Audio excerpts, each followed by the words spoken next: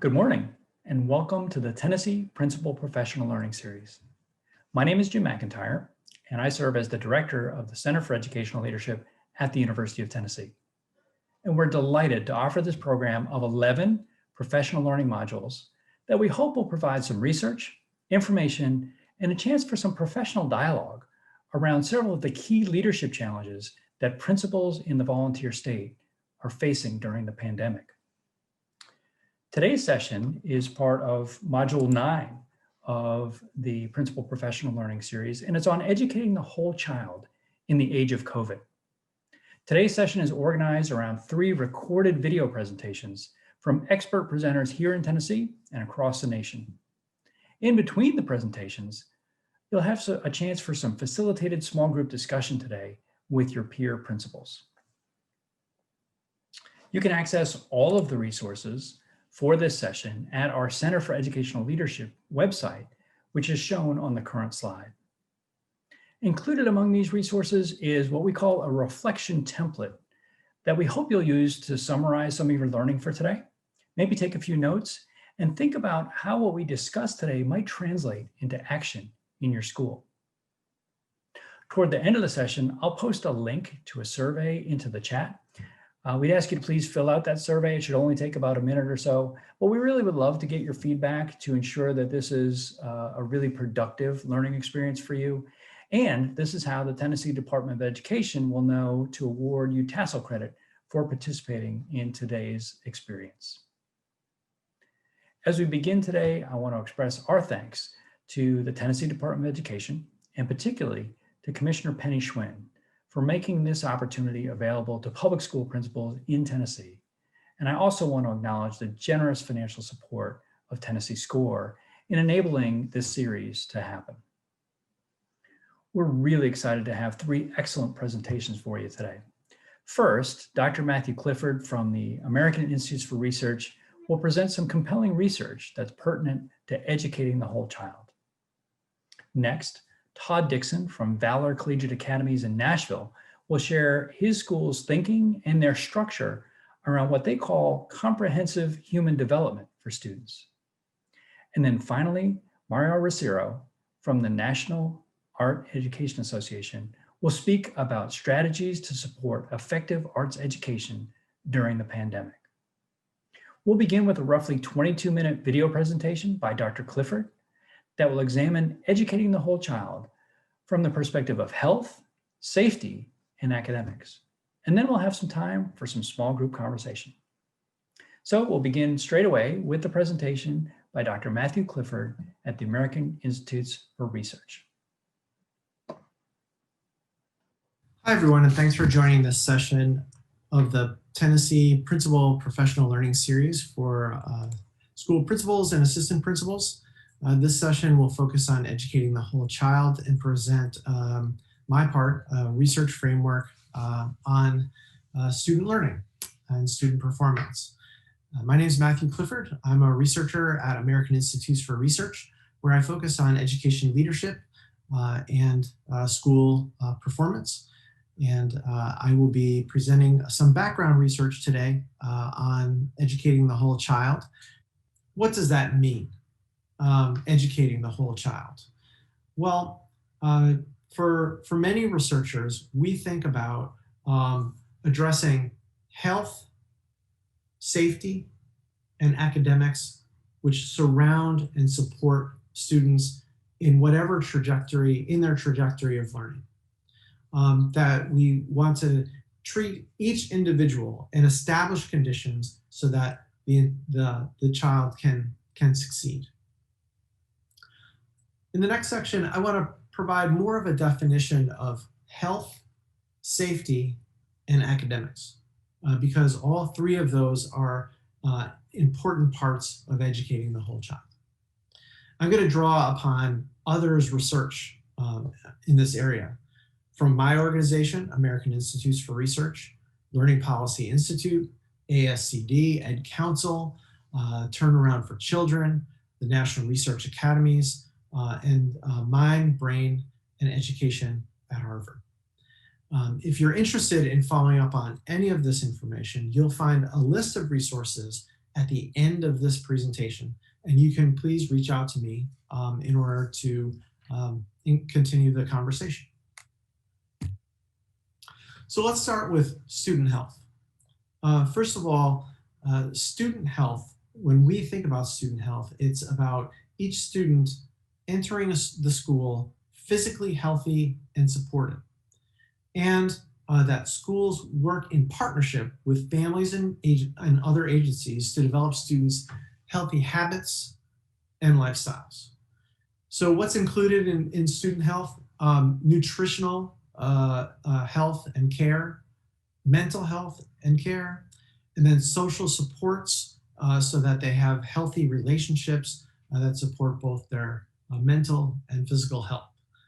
So that includes caring adults, healthy relationships with peers, and family members surrounding them and supporting them. Why is this important? Well, for one thing, we've seen dramatic changes in student health over the past several years, not just in the pandemic. We know that 13 million kids tend to lack access to a consistent food source. Half of US high school students don't get the exercise that they need that's recommended. 20% of high school students consider suicide at one point or another. 27% of students don't see a dentist regularly. 73% of students don't get adequate sleep. And although students are connected through their phones and through the internet, they also report higher levels of a sense of isolation. And so the school can be a source of questions and of course, education to support students' well-being. What this means for schools, of course, is that school culture can also be focused on student care in addition to academics. What's needed is a tight-knit and committed staff who focus not only on academics, but also student health. And there's an emphasis on personalized support and intervention for each child, and a system surrounding the child so that they receive that personalized support and intervention as needed. There's an emphasis on pre-elementary readiness for schooling and nutritional education at that level.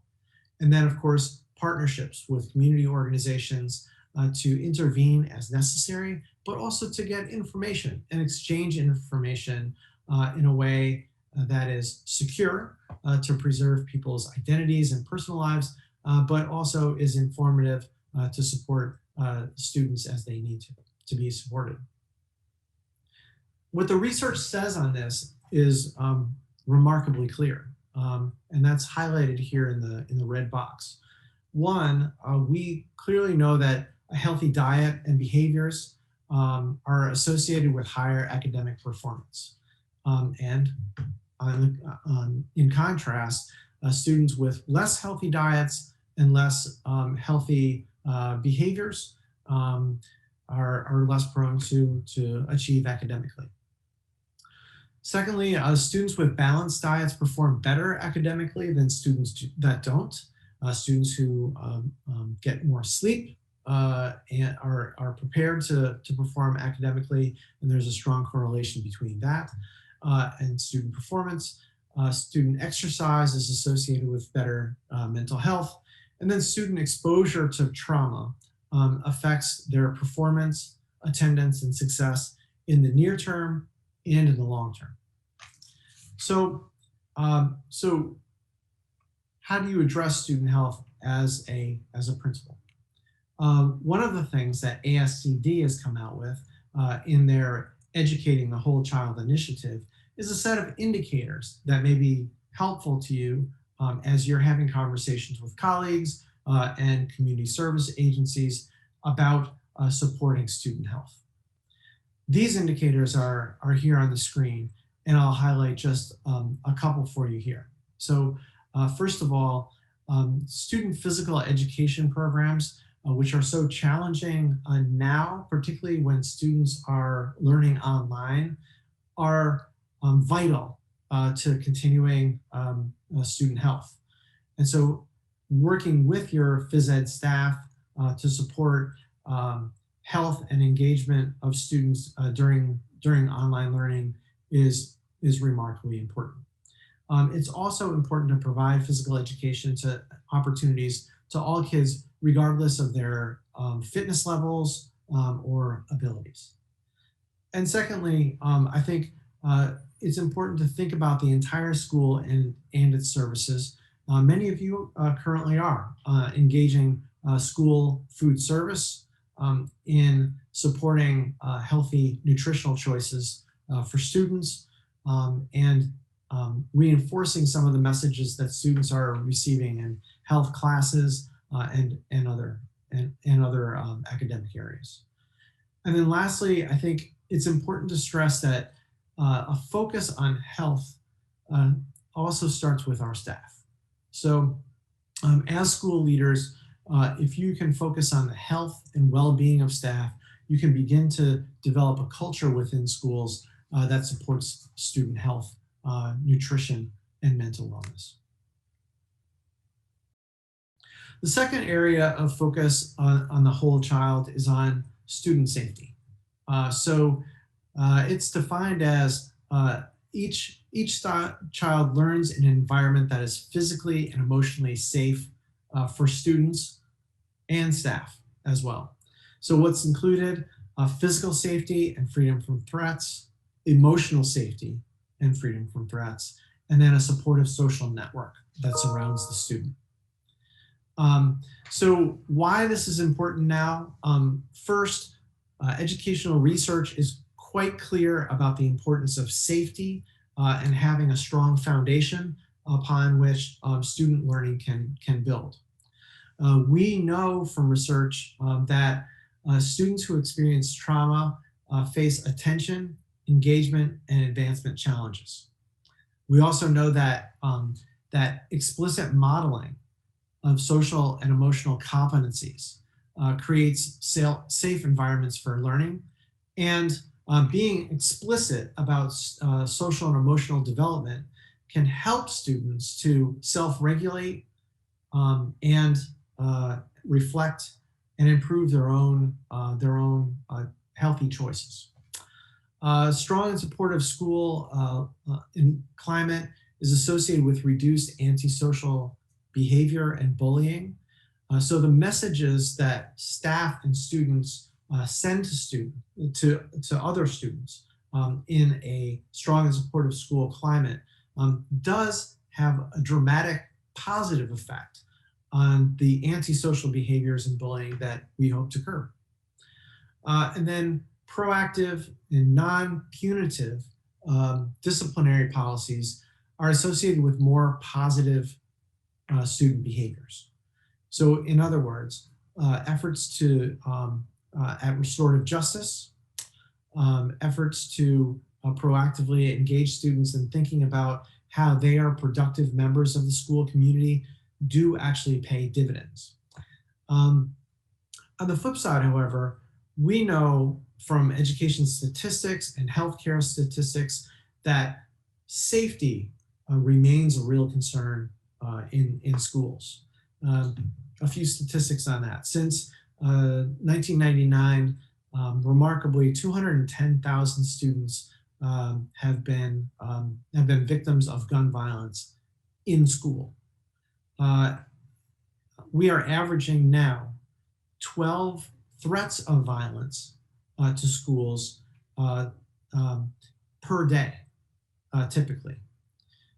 We also know that when threats are made to individual students, students of color and LGBTQ students are disproportionately represented in those students who are receiving threats.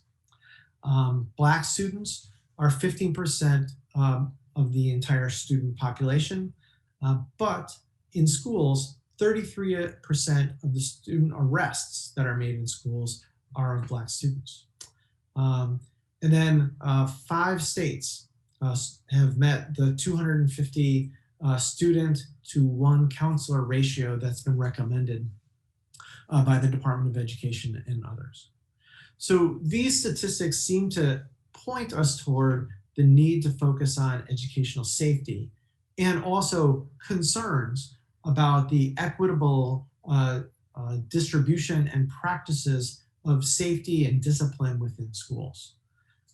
What this means for schools. So I think one thing that a school leader is responsible for doing is developing a school security plan and also checking with that disciplinary policies are equitably enforced and aren't prone to institutional bias in some way. Educational leaders, of course, can also create a welcoming environment that includes social and emotional development for students, that engages parents in a way that, that we reach out to them, because some of them may not have good experiences with school, and also includes restorative justice initiatives. And then lastly, we have to think about this time as a time of some trauma. Many students are experiencing trauma firsthand. Some students will be experiencing trauma secondhand. And it's important for us to think about how we as a school can proactively position ourselves to address student trauma and student concerns. Again, I would refer you back if you want to take a hard look at how your school is responding and proactively planning for student safety by looking at ASCD's indicators for student safety. I think they're very helpful in your conversations with colleagues. A couple of things just to highlight within those indicators. One is, I think, a focus on school curriculum that explicitly teaches kids the art of self-reflection, self-regulation, and then also social, emotional strategies for them to make healthy choices. And then secondly, your role in setting expectations, not only for students, but also staff, that those expectations should be high for all students, and that we personalize learning and support for kids is really critical. And then lastly, your role in analyzing data and raising questions about personal and institutional biases within the curriculum and within teaching practice is critical to establishing this culture of student safety, which I think is so important. And then lastly, I just highlight that we know a considerable amount about student academic performance. And many of you have spent your careers in this area, so I'll just briefly touch on a few things that I think are important and new in the research as well. One is that is a focus on student engagement. It's not just good enough to have an excellent curriculum and instruction available to all, but students have to be actively engaged in constructing knowledge and using knowledge in their classes. When that is seen in classes, either through cognitive engagement or active engagement in raising questions, concerns, and applying knowledge in new and different ways, we've seen students increase their performance. What's also included within academics is student proactive and responsive support. What that means is that we're establishing curriculum and instruction situations within the classroom, within the school, to make sure that students are able to access the learning. And ability isn't just about, of course, disability. Each one of us has the opportunity to engage in many different ways. We have to make sure that curriculum is accessible to all students. And also, I think supports their differences in experiences in enriching the classroom for every student. And then finally, cognitive challenge is something that has been highlighted as critically important. We all know that students start at different places in their cognitive development and may come to subject matter with different experiences and knowledge. So it's important that classroom level academics support students to engage deeply and are cognitively challenging, regardless of where students start in the work. So those are a few things that are highlighted in research. A few more things here just to the right of your screen. One is each student has the potential to learn and to thrive. And so that's been highlighted time and again.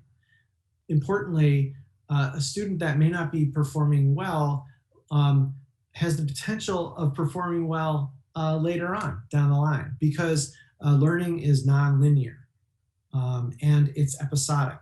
And it's important that we understand that as educators and continue to invest in students, even though that they may not be performing well academically at the moment. Each student learns and develops differently by accessing their prior knowledge, which comes from their social supports, their cultural experiences, and their historical contexts.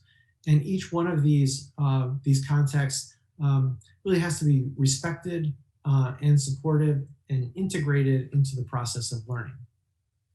And then finally, it's important that students have the opportunity to engage authentically in applying learning in ways that affects them, their parents, and their communities. So when that occurs, what we're seeing is higher levels of student engagement in learning, higher levels of cognitive challenge when students step outside the school and apply learning to authentic problems in their communities. So what does this mean for schools? Of course, equitable access to talented educators and strategic staffing decisions to make sure that the most talented educators are working with the kids who face many of the highest challenges. Availability of a well-rounded academic curriculum, which includes opportunities to express, for students to express themselves through the arts, and other areas of academics.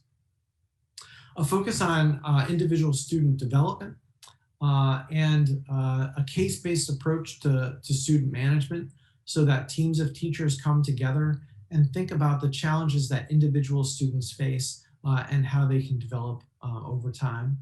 Also, setting expectations for all students that are high expectations, and of course, investments in professional development so that educators understand learning processes and how to establish healthy and supportive learning environments. So that's a very quick overview of probably 10 years of educational research focusing on the whole child. These are really highlights of that research that can be found in many meta-analyses and other organizations' publications, as well as those publications put forward by American Institutes for Research. I hope that this is the beginning of the conversation. I know that you'll be transitioning into very short conversations together about some of the research findings. And I think that you'll be able to see some of the research being applied in arts education and in schools that are featured by the other speakers during the session. So thanks for this brief opportunity to talk to you, and please get in touch with me if you have questions about the research that I presented or the resources that I've provided. Thanks very much.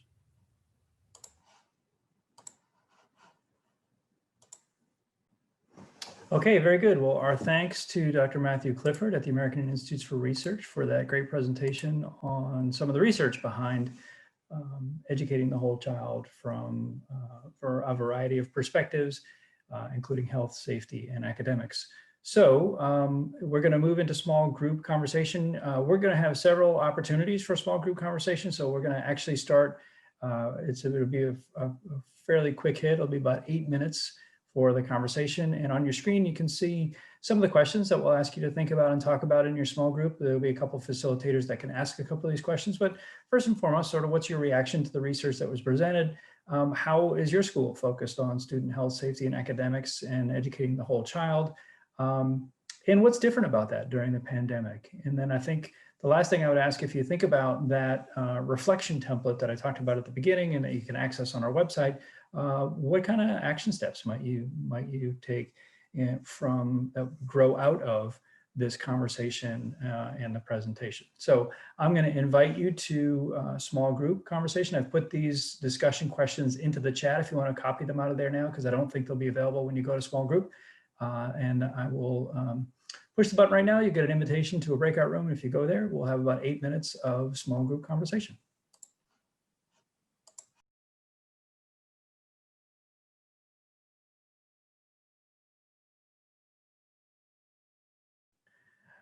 All right, y'all, welcome back from your small groups, and hope you had a good conversation. I know it was short, but we'll have 2 more chances to get back into small groups.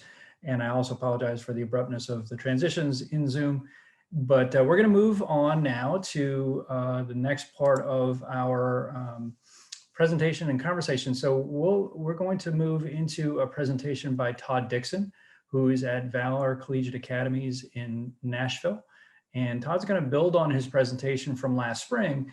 And he's going to talk about how Valor thinks about this notion of comprehensive human development for their students. They have a very, I think, robust structure for thinking about how to attend to all of the developmental needs of their students. So we'll move into that presentation by Todd Dixon right now. Hey everybody, my name is Todd Dixon and I'm the founder and CEO here at Valor Collegiate Academies, and I'm going to spend about the next 17 minutes talking to you about our compass model. Valor is in Nashville, Tennessee, and we have 3 schools, 2 middle schools that feed into a high school, as well as what we call Compass Camp, which is our program that helps schools around the country adopt our compass model. Our mission is we exist to empower a diverse community to live inspired and purposeful lives. And our mission is intentionally focused on whole child development. To us, living lives of inspiration and purpose requires more than just intellectual prowess. It requires development of body, mind, heart, and spirit. We have 4 anchors that we deliver on our mission by focusing on, and everything we do is centered on the theory that if we deliver on these anchors, we'll deliver on our mission. Top 1% academics thrive in a diverse world, being built to last and empowered by a compass. We're going to focus on the Powered by Compass today. Some of our principles for a Powered by Compass approach are, first, that schools, we believe, are responsible for developing whole children. We think it's a fundamental responsibility of schools to do that. Secondly, we believe the primary driver for development of whole children is the development of whole adults. So that's a pretty radical stance that we take, is that we should be spending time developing our adults as well as our children. Third, the development of whole adults and children is foundationally dependent on the creation of safe, connected, and trusting communities. Next, as human beings are very resilient. This is particularly true this year, but it's our responsibility to foster conditions for resilience. Is that we need to set up safety, we need it to be structured, and we need to be identity affirming so that people are able to be resilient. Next is loving relationships are the best medicine for trauma. And lastly, learning and growth takes vulnerability and courage. We must foster these in our community for learning to occur. Do a quick detour into a little bit of scientific background. Part of our model is based on polyvagal theory, which is the map of the human nervous system. And interestingly, there's only 4 states of being that human beings can be in. Their nervous system only allows us to be in 4 different states. And those states are, you can either be in a connected connected state, a social engagement or connection. You can be in fight or flight, or you can be in shutdown. So our nervous system only really lets us to be in these four. There's a little box here called the zone of proximal development where you're just outside of your comfort zone. And this is actually where most learning occurs. But as an organization, as a school leader, this should be your main focus, is how do you keep yourself and others in your organization in this state of being? And a question then that we would ask ourselves is, and I would posit is the main job of us as educators, but also as parents and partners and friends, is to constantly ask the question, how do I keep myself and others in a state of connection? We also believe that the most foundational unit of culture is not an individual. It's actually a connection or a relationship. Is that the foundational part of culture is connection. And if that's true, we also believe that connection emerges from our commitments to each other. If you want to create a culture of connection, you must teach how to form commitments. Commitments are the fabric of a connected community. They're really the glue of the community. They give clarity to how you connect. They describe how you intend to connect with each other. And in my humble opinion, you cannot build a culture of connection without strong community commitments for both adults and children. And we would highly recommend having them be the same for everyone. It vastly increases the authenticity and power of the community. These are valors commitments, but they're not magical. You can pick any set of commitments that you think really would express the core pieces of what it means to be in your community. So commitments are one piece of a strong culture. And then the second one is what we call our comprehensive human development. Some people call SEL models. And our compass model is grounded in the foundational elements of what it means to be human. So we say working the compass means growing in body, mind, heart, and spirit, and pursuing excellence in each of those dimensions.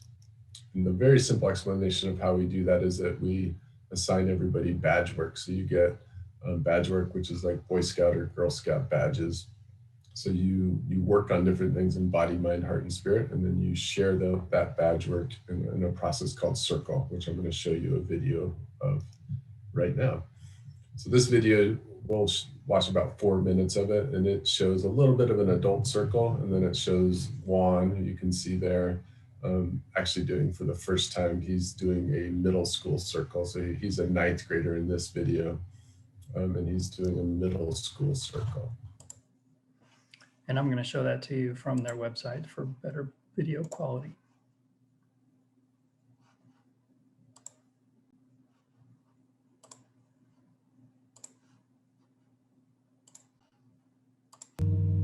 Thanks for coming to Circle. Just go ahead and check your hands as we get settled in. You know, this is our chance to come together and check in on relationships.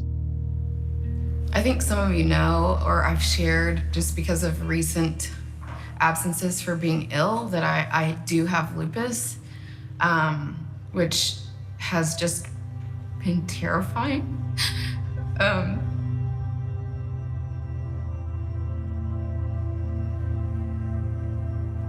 And I was told yesterday to ask for help here. Circle allows individuals like myself, a Black, African-American man, to get to a point to where I don't have to live out a stereotype. I don't have to be cold and hard and callous. I just want to make a commitment to you that I'm here, and I just want to be present. And I don't even know what that looks like, but I appreciate you so much. And you're a model of what not only Circle, but what teaching looks like. Appreciate you. When we're most vulnerable is when learning takes place. And sometimes in our vulnerability, there is sometimes a pressure applied. And it's through that pressure that we gain the momentum and we gain the muscle that we need to power through. I think Juan being at Valor the number of years that he has, and him appreciating other individuals within his circles that he has had, is going to give him the opportunity to go out and share his truth about the fact of what Circle really is. First off, I'm very excited to be here, and I'm very excited to facilitate this circle. Okay, Riwash? I'm doing Big Heart, which is receiving Limelight. Go ahead and stand up, Riwash. So the person who is doing Limelight will stand in the middle of the circle and will receive an appreciation. Who would like to start? For Wash, I'd like to appreciate you because during lunch, we always talk to each other. And I actually have somebody to talk to. You value friendship because I know I can count on you if I need a friend. You always answer and you never ignore me. You always seem really quiet, but at lunch you're always super funny. Because you're always so caring to everybody. Riwash, may you please stay standing? So first off, how are you feeling? Right now I feel very emotional because so many people said nice things about me and yeah. Circle is the opportunity for us to come together as a community to make sure our circle is strong. Facilitating a circle was probably one of the best experiences I've ever had, and it was really meaningful to me. Juan, I just want to appreciate you for, man, showing up for Valor, with Valor, and then, man, just leading that circle, man. So appreciate that. If we can continue to push our kids to be better people once they're out in the world, it'll just be a matter of time before other schools realize that if you have that relational piece and kids feel loved and they feel like you understand their perspective, even though we don't come from the same backgrounds, that almost any growth can happen. We always question what is new. We always second look what is new, but it's not new. It's just a community. Great. So hopefully that gives you a sense a little bit of the power of that could be a foundational part of building a safe, connected, trusting community. I wanted to also share just a few things that we've done in this crazy year that we're all trying to manage with distance learning. So a few of the things that we've done to make relationships still central and connection central during distance learning. And the first here is that we've done one-to-one mentor check-ins weekly. So every teacher conducts about 20, 15-minute Zoom calls weekly, and they review goals for the week for SEL and academic goals. And then they complete an information tracker on food, tech, well-being, content, and engagement. So this is a way that we make sure that people are staying connected during this year. And then we do live mentor check-ins. So this is the whole advisory group gets together in the mornings on Monday and Wednesday, and they just do appreciations and check-ins, which are part of our circle process. And then they make commitments to support each other. And then they also do shout outs and celebrations. And then they do a Zoom version of the circle that you just saw. So they do a 60-minute one on Fridays, and our adults do those on Wednesdays. So the staff does a 60-minute circle on Wednesdays. It's exactly the same. We did translate our tier 2 and tier 3 engagement system all to online. So we track well-being, engagement, mastery, percent assignments completed.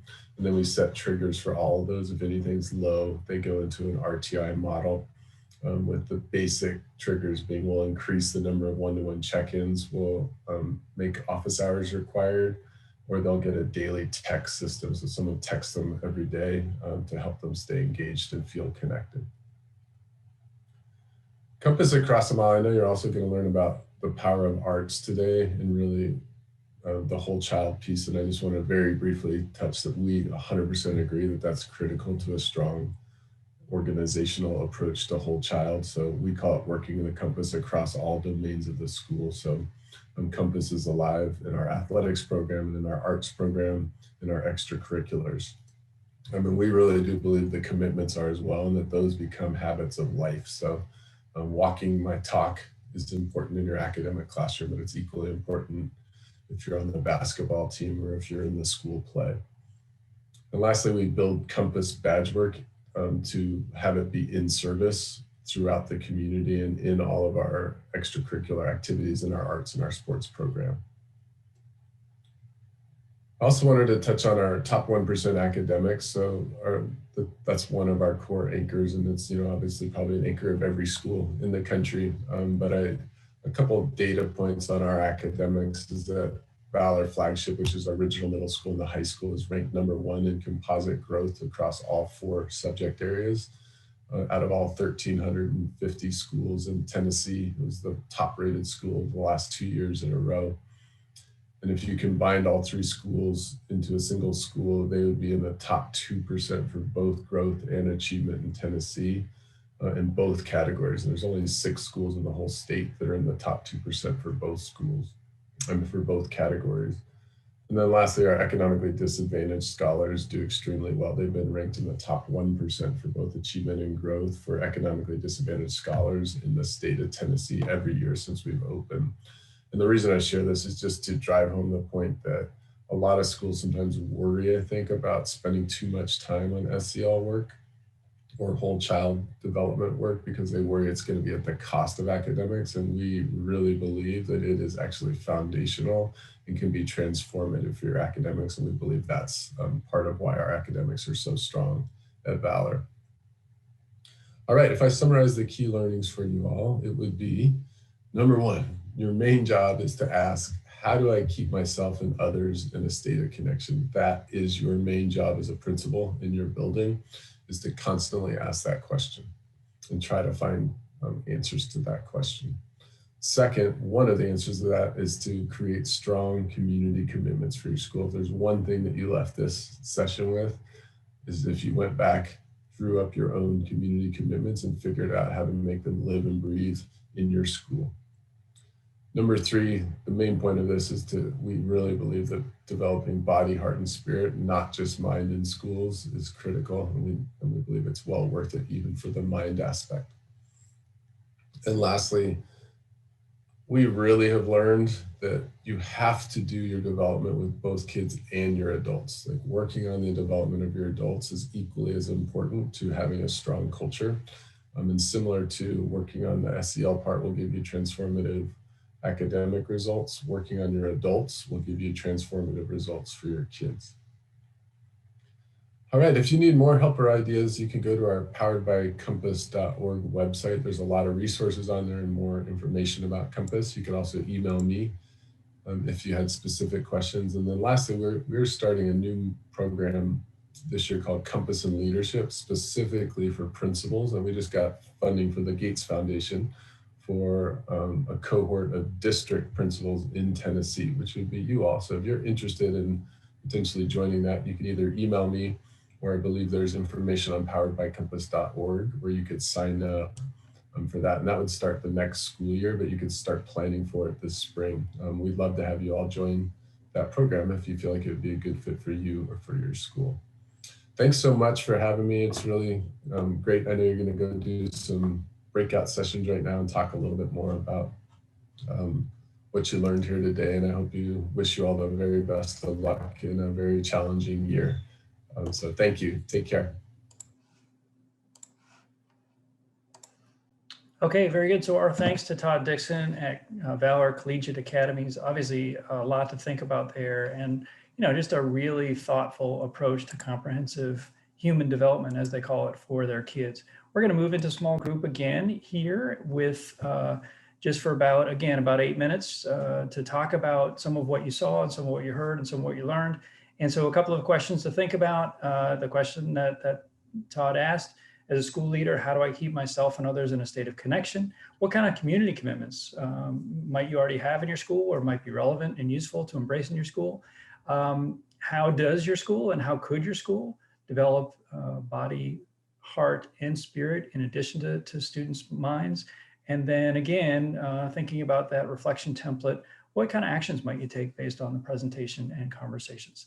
So I'm going to invite you into small groups right now, and we'll take about 8 minutes for some small group dialogue.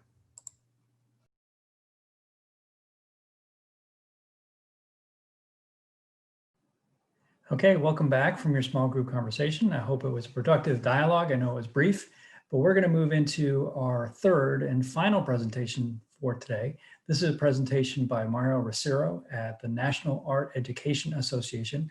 And Mario is going to speak on the importance of art and music education during the pandemic, and also offer some ideas on how to ensure effective instruction around the arts and making sure that that's happening in your school. So we're excited to have Mario with us today, and we'll move into that presentation right now. Greetings. Hi, I'm Mario Rosero. I'm the Executive Director of the National Art Education Association.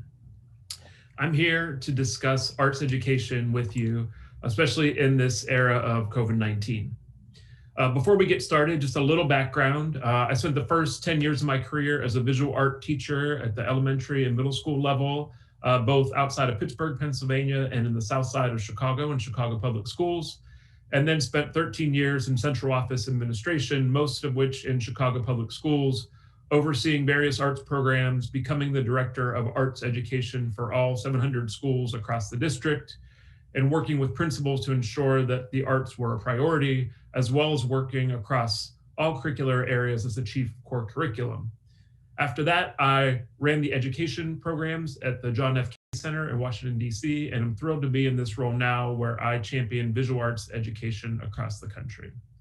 I've managed across all art forms, so I am thrilled to share some expertise and some strategies with you for prioritizing arts education in your schools and community. So now we will jump into the slide deck.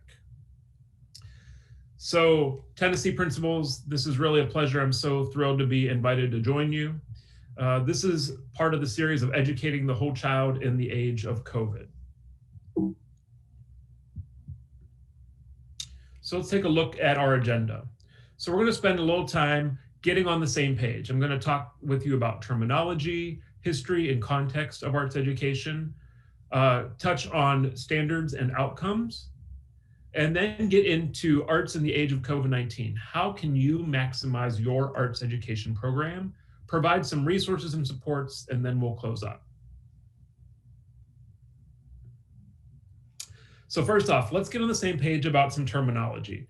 I understand that not every school administrator may have an arts background. So if I cover something that you already know, great. If this is new to you, that's also great. So first off, let's talk about arts education. When we say arts, we're talking about 5 different art forms. We're talking about visual art and design. So those are things like drawing, painting, ceramics, sculpture, etc. We're talking about music education. So that's instrumental, vocal, performance. Dance education, drama and theater, both performance and production, and then media arts is our newest discipline that we recognize. Arts teachers are the folks that are part of your school faculty and your team. They're certified and trained. They've gone through rigorous training programs. They have a deep expertise and knowledge, and they're really part of your school community. Teaching artists, however, are typically artists that come from the community that will visit your school, and they bring a particular expertise or experience, and they will visit the classroom to enrich and expand ideas, right? Whether it's the arts classroom or another content area. When we talk about arts partners, those are typically community-based arts partners like museums, symphonies, ballet, those kind of institutions that might have arts programs where you can partner for outreach or to visit their institutions. When we talk about arts instruction, we're talking about a variety of things, but we typically start with our direct arts instruction, right? Learning in the art form, skills, techniques, knowledge, concepts, understanding, connections. And then we talk about things like arts integration, where we connect the arts to another content area on equal footing. And then there's also culturally sustaining, cultural relevant, and it goes on and on. But arts instruction really covers a range of approaches. And then we also have, excuse me for one sec, our standards. And we're going to look more in depth at those in the next few slides.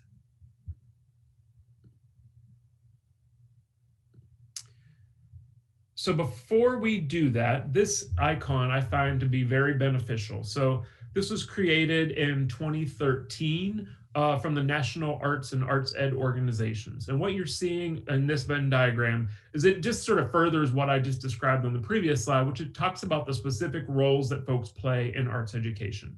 So we have our certified art educators in the red. Like I said, part of the foundational investment on your school team to have those arts instructors on your staff, right? And then we have our certified non-arts educators, who are often the classroom teachers that we might partner with on arts integration. And then our community arts providers, those community-based institutions or teaching artists.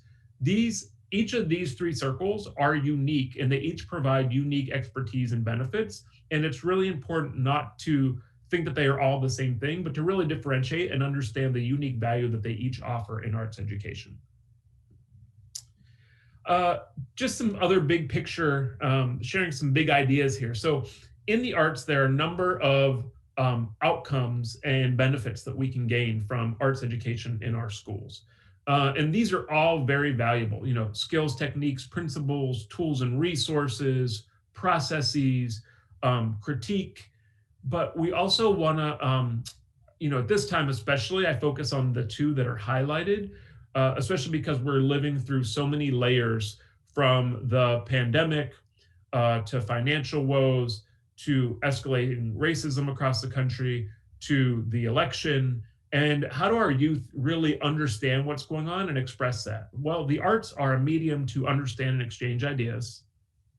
And people have also expressed experiences and ideas through the arts across time and cultures. So the arts can be really valuable tools for young people to not just express themselves, but hear and understand others.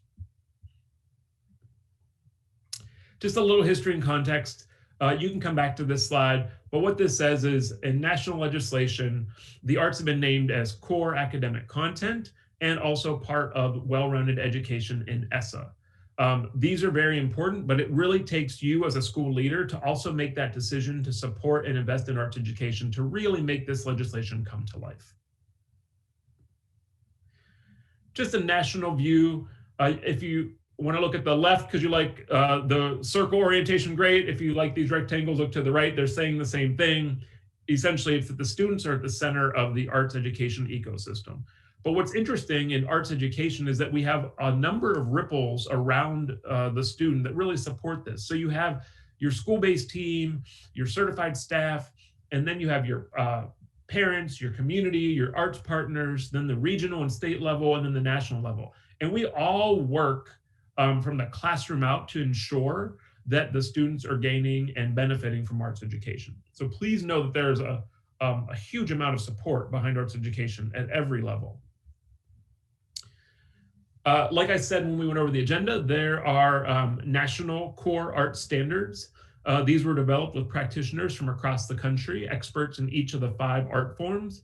And what you can see is that the national core art standards are based on these 4 areas: creating, performing, presenting, producing, responding, and connecting. And you'll find links and access to all these tools throughout my presentation.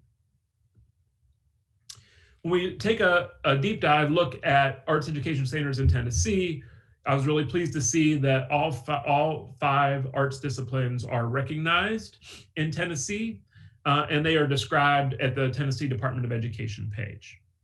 If you want to go a little bit deeper, Arts Education Partnership has a tool called ArtScan. That link is live at the top. And this is a snapshot of arts education policy across the state of Tennessee. And so where you see the arrows, the first ones on the top are pointing to the standards. The next one talks about the elementary requirement, and then the middle school requirement, and then the high school graduation requirement in the arts.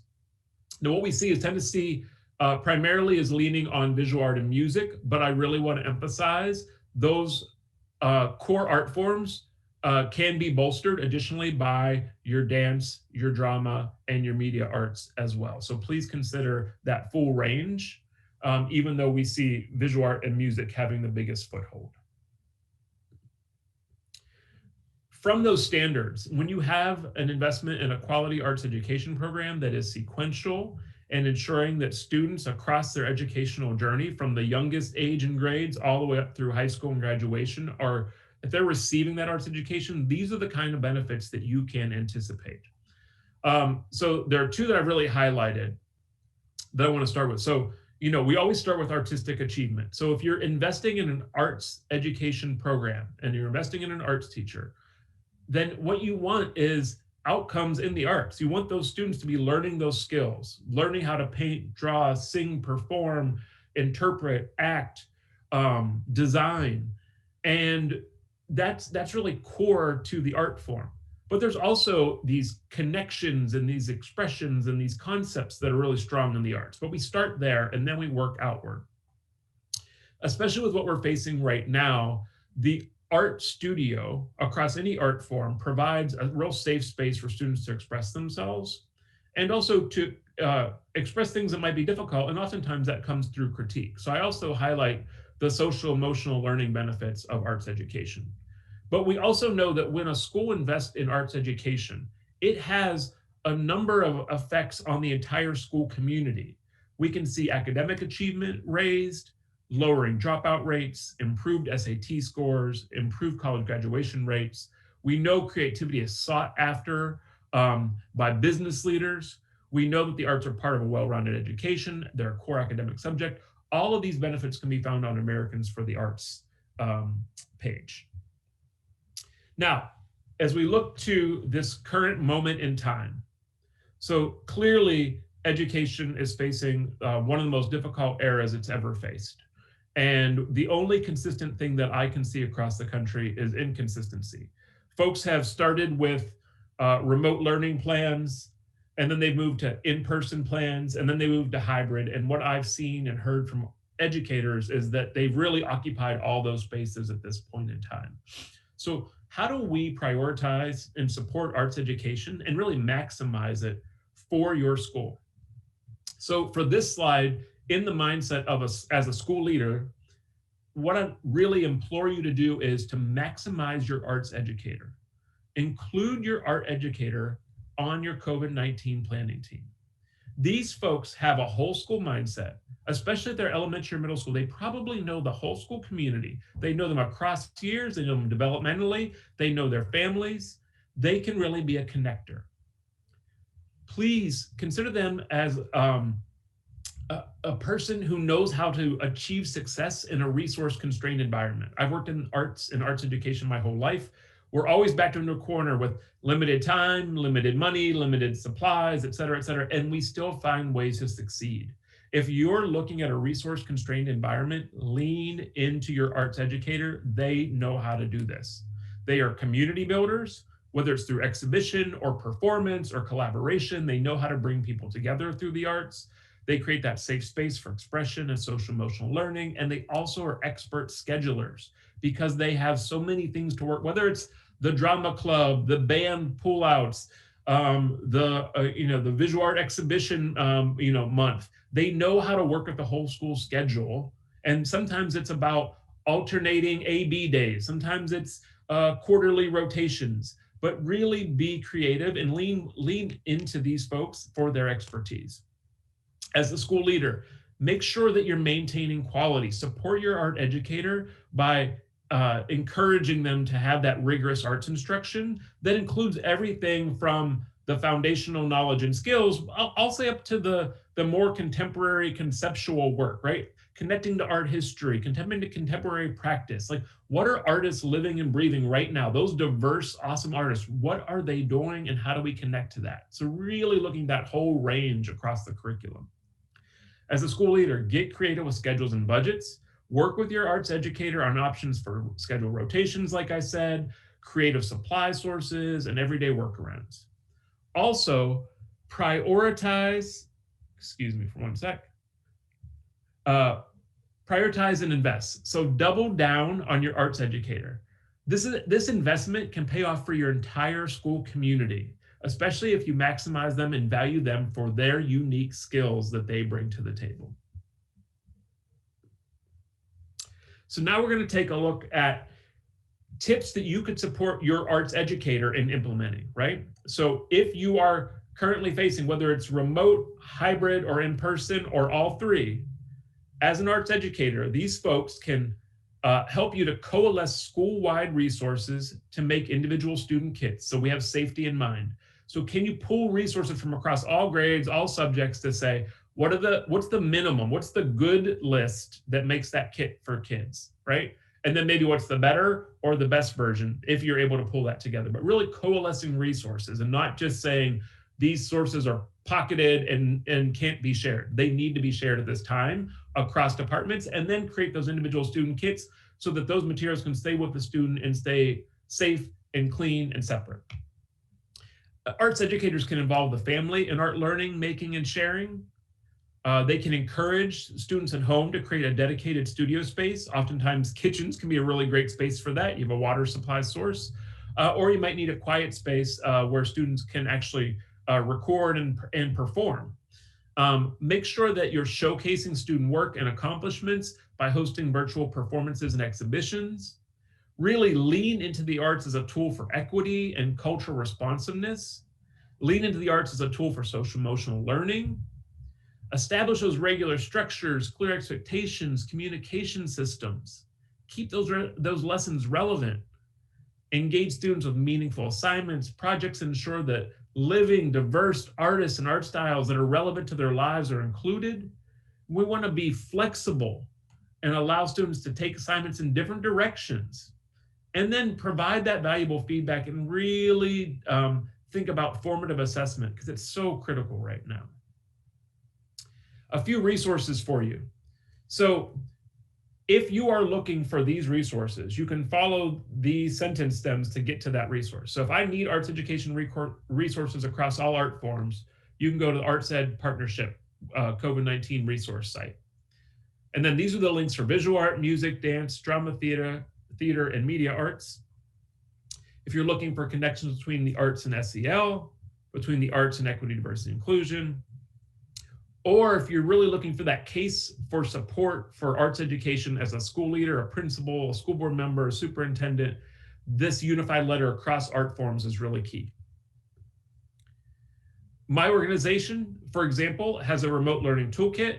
We have all the areas on the left, plus social emotional learning, equity, diversity, inclusion. We have curated resources as well as individual tools and documents that guide you through in-person, remote, etc. Please take a look at those. And we're also starting to host town halls. So many of my colleagues across the different art form organizations are also having these kind of conversations. We've tackled back to school this year. We've tackled SEL in the arts. In December, we're tackling the arts in equity, diversity, inclusion. So please consider joining us for one of our town hall sessions, the link at the bottom. We produce these great handy resources for every one of our town halls that gives you some immediate actions you can take in this work. And then I wanted to provide this slide. If you're looking for further resources about championing arts education or why arts education is so critical for students, this page has a number of links from across all the national and state arts education organizations. So this is a tool that's available for you. And then I would just end, I love this quote from Mr. Rogers, who really highlights the similarity between the arts and science, and that process for exploration and understanding that leads to creation is just so critical. So once again, Mario Serra with the National Art Education Association. It's been a pleasure to join you for this conversation, and I hope that these tools and resources will help you to support arts education in your community. Please take care. Thank you so much. Okay, our thanks to Mario Rosero for that presentation on the importance of the arts and music in our schools, and some tips and ideas around how to ensure that that happens effectively. We are going to go back to small group very quickly, just prior to wrapping up at 10:30. So we'll only have about 5 minutes because I want just a minute or two at the end for us to share out. But the questions that are in the chat, you can grab those. Really focus around how do you maximize art education in your school and art educators in your school. And then I really want us to think also about this question number 6, what connections can you make across the 3 presentations today that might be relevant to the work in your school. So I'm going to open up our small group breakout rooms right now, and I'll have about 5 minutes for small group conversation.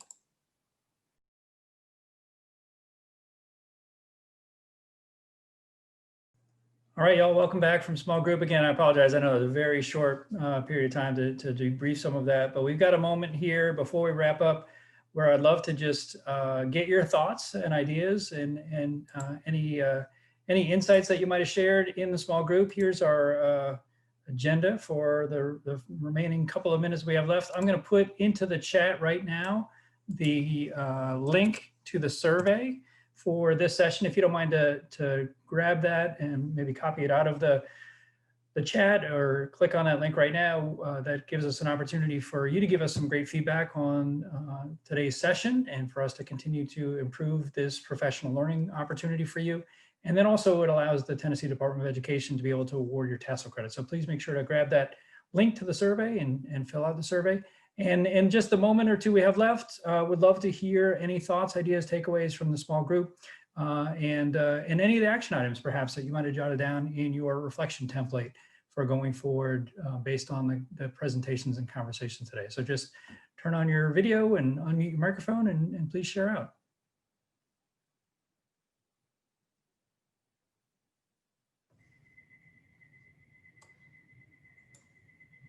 Dr. McIntyre, I'll go ahead. It's something I shared with our breakout group a second ago, and that is, you know, in these difficult times we're kind of all in right now with COVID, it's pretty easy sometimes to get, you know, self-centered, or for the teachers to get self-centered in regard to just everything they've got going on. And, you know, hearing from all three presenters today kind of really takes you back to realize that it is student focused, and it needs to be, and that's where our attention needs to be for those needs of what they have, and to not really think about ourselves as much as we easily can right now. Very good, Chip. Thanks. Yeah, a great reminder to remain student-centered and to focus on the whole child development for our kids. And also, I really thought it was interesting, you know, Todd Dixon's point about, you know, we also need to continue to focus on developing ourselves as whole adults also, right? So we model some of that for our kids, and doing some of that does allow us to continue to support our children as well. So great point, and I really appreciate your sharing that with the group and with our whole group. Other thoughts, other takeaways, insights from today's presentations? Dr. McIntyre, sorry to come in late. I didn't see the first part of the presentation, but I really wanted to say that so many times as teachers or as a principal, we want our teachers to try to make up for that lost time. But in listening to the arts education presentation, it's kind of a way to allow the students to present how they're feeling and their thoughts on things creatively, which might help also the heart and the soul and the spirit of the kids that are coming back. So we do have to try to balance that as best we can, even though sometimes we get caught up in that we've got to go because of the lost time that we've had. But I really enjoyed, like I said, missed the first one, but I really enjoyed the combination of the second and third. Yeah, I think it's a great point also around the opportunity within the arts and music for expression and how important that is right now for our kids, and how important that is both as a means to sort of process what they're going through right now, but also as a hook for engagement and something that keeps them really engaged and excited about school and about learning. And so, yeah, I think that's absolutely right. All of those are terrific points. And of course, we invite any of our facilitators, anything that you might have heard this morning as well that you might want to share with the whole group. We'd love to hear also. Robin Ellis in our group was insightful to say that all of the presenters seem to show through their research and practice that spending time on socially emotional learning is well worth the investment, and it doesn't take away from academics. And it's what we feel in our gut, but it's so nice to have the research support what's going on in our gut. Yeah, isn't that a great takeaway that, that these aren't separate ideas or separate areas of effort and energy, that putting investment of time and effort and energy into the development of the whole child actually can create and enable and facilitate extraordinary academic gains as well. No, it's a terrific point, Nancy and Robin. Thank you for that. Any other thoughts, takeaways, insights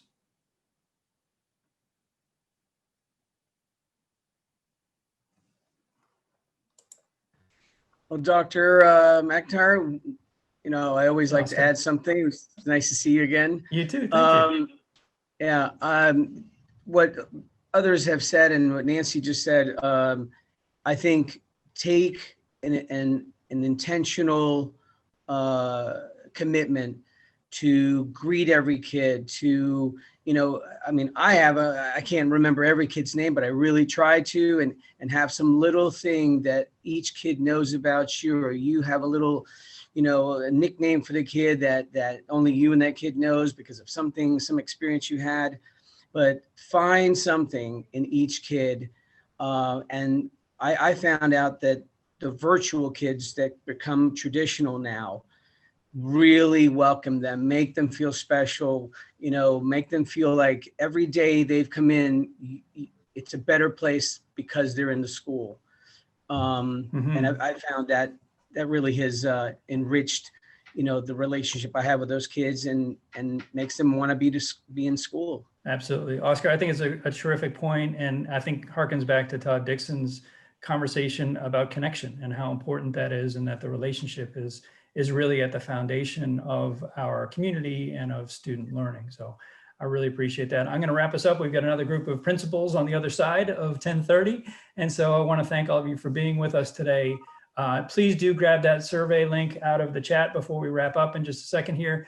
I want to thank the Tennessee Department of Education and Tennessee SCORE. I want to thank Matt Clifford and the American Institutes for Research, Todd Dixon at Valor Collegiate Academies.